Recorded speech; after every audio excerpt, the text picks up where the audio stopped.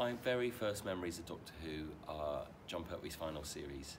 I remember watching Planet of the Spiders very well and loving it, and it sort of ending, and then it was suddenly on TV again, which now when I look back, it was repeated a few months later, just before Tom Baker's Doctor came on. So yeah, that was my first thing I remember. So I just about remember John Pertwee. I became an instant fan. I just thought it was fantastic, loved the series, and you know, that was what, 1974, and that's never gone away. I was aware of DWAS because it was the first and foremost, and so you know, I knew it existed.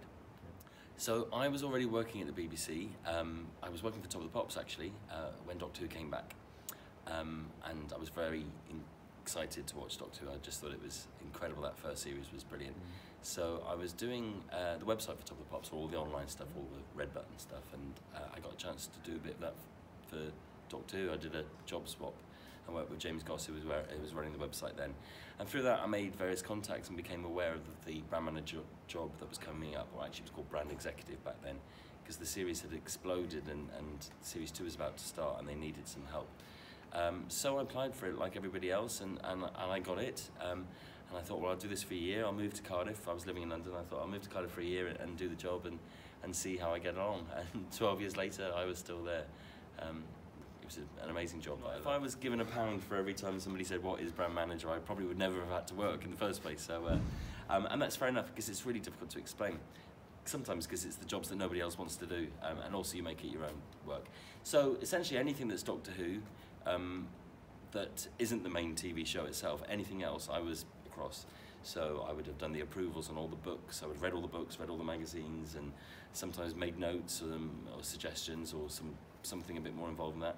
All the merchandise, all the DVDs, all the licensed products, and all the things that we did. So I was very involved in things like the proms that we did and the Symphonic Spectacular, helped writing the scripts and forming the shows. All of the publicity and marketing, all the photos I was very involved with, a lot of those setup shoots we did for each series, some of them were my idea. And anything that had the Doctor Who name on it, whether it was a Doctor Who appearance at a BBC Roadshow, or whether it was a trailer that appears on ABC in Australia, I would have seen, and sometimes been very involved with, and a lot of the time just sort of said, oh yeah, that's okay. The first time I stood in the TARDIS was October 2005. So yes, I do remember it. I did have the exact date at one point. I went up to visit the studios at Q2, which is where they were filming Series 2. David Tennant had just started filming, and I got to walk onto that fantastic set. Yeah, that was great. But I had actually been inside a police box before then, because I'd been at the BBC and occasionally police boxes would turn up at one thing or other, especially anything to do with the website. I work with those people, so I'd been inside a police box itself. And also I kind of can cheat and say that in 1979, because I went to the exhibition in Blackpool, and that had a kind of recreation of the console room there, so sort of, you know, from an early age. So when Stephen came on board, my job actually did become a bit busy, because Stephen was a bit more hands-off with stuff. Russell had been very involved with everything to do with the brand. Not so much as, not going so far as to reading all the books or anything, but he was very across everything. And then Stephen came along, and his prime work was on the scripts and making the programme as good as possible, but also everything really exploded, because that's when it moved to BBC America and it became really big. So yes, my job did become a lot busier. And that's not to say that Stephen wasn't involved with those things, but you know, not in the same way as Russell, and yeah, it did affect the job, definitely. When it comes to casting new doctors, there's a lot involved. I mean, in terms of secrets, everyone has tried to keep a secret. It's the sort of thing that always sort of leaks right at the end, because certain people have to know, and certain people can't keep their mouth shut, but we do try and keep things secret, because that's part of the fun of it. And yeah, everything changes. The whole series changes because there's a new doctor, and that's really involved. Peter Capaldi was the one, the most recent one, so I remember that one really clearly. But for that, it kind of leaked. There was a rumour that it was going to be Peter Capaldi, but we had the show that was going out on BBC on the Sunday, the entertainment show. That morning, I was summoned to the photographer Rankin's studios, because we were doing a photo shoot with the new Doctor. And my boss at the time, Brian Minchin, who was executive producer along with Stephen Moffat, turned up and said, it is Peter Capaldi. And I was like, okay. And Peter turned up, and I met him, and we took that fantastic photo that appeared everywhere. And of course, then in the evening, we did the show that went out with Zoe Ball. Was it Zoe Ball? I can't remember now. There's been so many people where we announced that it was Peter Capaldi, and that was great. That was throwing Peter right in at the deep end. He was a very serious BAFTA-winning actor, well, a BAFTA for directing, but still there. And there he was on primetime BBC One with a glitzy show, lights going on. I mean, sometimes leaks happened, and that did have an effect on things, and it's really frustrating because some fans sort of saw it as their right to leak stuff.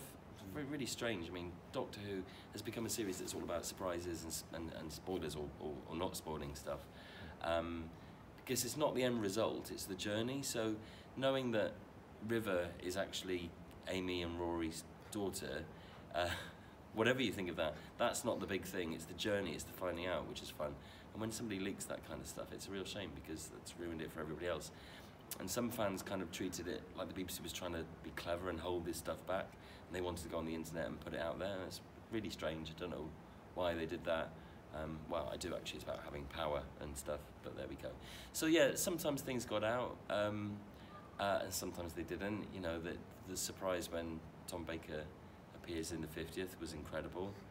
The surprise when Peter Capaldi's eyes appear in the or eyebrows appear in the 50th was incredible. And we always tried to do that. We always tried to keep people excited and not know what was going on. I remember the first episode of Series 4 when Rose appeared in it. That was wonderful, and people had no idea. In terms of the episodes that I enjoyed working on, I wouldn't necessarily be working on the episodes themselves. I would often be across them in a way because I'd have to know what was happening, and I'd go to the read-through, and being a fan, I would sneak down and watch filming wherever I could. I mean, the 50th was incredible because it probably is my favourite episode from my time there. Not just because the story's great, but because of everything around it and the fact that we simulcast it in nearly 100 countries and all that kind of stuff was fantastic. So I would say because of the whole project around the 50th, that would probably be my favourite episode, and it's an episode to be proud of. And to be there, actually, I was there at the BFI when we screened it, and of course everybody hopefully watched it live around the world, and to see the relief on Stephen Moffat's face when people were genuinely cheering, and he worked so hard, and he got all the praise that he deserved then, so that was fantastic, and yeah, a lovely moment. It's funny because I don't really have an input on the actual programme itself. I mean, there's a few things where I might have made a suggestion about something or some classic series detail that I gave, but not really anything else. There is a story that I'm quite proud of. So about a year ago, it was announced that Doctor Who had sold to China. That's a pretty big thing, actually. Stories about time travel were outlawed in China for a while, strangely enough, the way it's run there. But the Shanghai Media Group bought Doctor Who, I think the whole of the modern series, which is great. And that was actually because of me, sort of. So there have been negotiations going on for a while, and back at the beginning of Series 9, to promote it, I came up with the idea of doing a shot of the Doctor and Clara crossing the famous zebra crossing in Abbey Road with Daleks on either side, and I was very proud of that shot, and it was good fun to do as well. Peter really and Jenna actually really loved it, and the fans seemed to like it. Anyway, so the Chinese had been in consultation with the BBC Worldwide as it was then about that, and then they saw that photo, and that apparently is what clinched the deal, because they said that for them summed up why they should be showing Doctor Who. It was very British, it was iconic, I can use that word legitimately there, and it was funny and weird, because there you had that really famous picture being recreated, and they just thought, yes, this is the series for us, this is what we want to do. So yes, because of that, it's going to go, because of me, Doctor Who is going out in China. Probably would have happened anyway, but I'd like to think I sort of gave it a little push. I am gonna really miss it, because to have been at the heart of it for so long, for 12 years, throughout David Tennant's time, and Matt Smith's time, and Peter Capaldi's time, and my job was lucky, although just a cog in the wheel. I was there right where it was all happening and stuff, and not to be part of that as a fan is a real shame. And professionally, it was a wonderful job to be able to do. But at the same time, it was really hard work. you don't really realise it when you're doing it, when you're in the eye of the storm, as it were. When I stopped doing it at the beginning of this year, and I suddenly didn't have to care about stuff, I was like, oh wow, that was exhausting. So so it's nice not to be part of it. And a few people say this, but I can now be a fan. I don't know anything much about Jodie's era, and I can sit down and watch that first episode when it goes out and be a fan again, which I haven't been since, you know, I think Rose was the last episode that I hadn't seen in advance. So it's a long time ago, so it's going to be really nice actually to do that. And it is a bit weird, it is really strange. Apparently I heard that Jodie Whittaker is living about 2 streets away from where I live, and I felt that if I was still on the show, we would, I don't know, get the bus into work together or something. But yeah, it's good. It's nice to do new things. This is my 3rd convention I've done, but it's my first British one. I've done 2 American conventions before. I did Long Island, Doctor Who, and I did the big one, Galley. And they were fantastic, absolutely brilliant. Hard work. So people should know that as a guest at a convention, whether you're Annika Wills or Katie Manning, or whether you're someone right down at the bottom of the list like me, you are working. It's not a jolly.